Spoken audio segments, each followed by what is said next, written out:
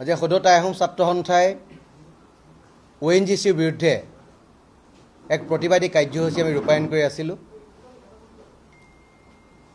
কাৰ্যসূচী অনুসৰি আমাৰ তিনিটা বিস্তৃত কাৰ্যসূচী ONGCৰ বিৰুদ্ধে ইতিমধ্যে হৈ গ'ল। আমাৰ চতুৰ্থলানি কাৰ্যসূচী 20 জুলাই তাৰিখে দলমুখ চাৰিআলিত হোৱাৰ কথা আছিল, এক প্ৰতিবাদী কাৰ্যসূচী।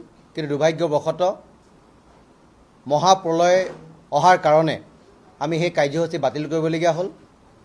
আৰু আজি 19 তাৰিখ, প্ৰায় এক মাহৰ বিৰতিৰ মূৰত যেতিয়া বানপানী কমিছে, আমি পুনৰ ONGCৰ সেই পূৰ্ব নিৰ্ধাৰিত কাৰ্যসূচীলৈ আমি ঘূৰি আহিব বিচাৰিছোঁ। আমি যিকেইটা দাবী চৰকাৰৰ ওচৰত দিছিলোঁ যে বানপানী অহাৰ যিকেইটা কাৰণ সেই কথা স্পষ্টভাৱে আমি চৰকাৰক জনাই দিছিলোঁ আৰু এই ক্ষেত্ৰত বিহিত ব্যৱস্থা গ্ৰহণ কৰিবৰ কাৰণে চৰকাৰক দাবী জনাইছিলোঁ। কিন্তু আজি পৰ্যন্ত চৰকাৰৰ ফালৰ পৰা তেনেকুৱা আমি কোনো সদুত্তৰ নাপালোঁ।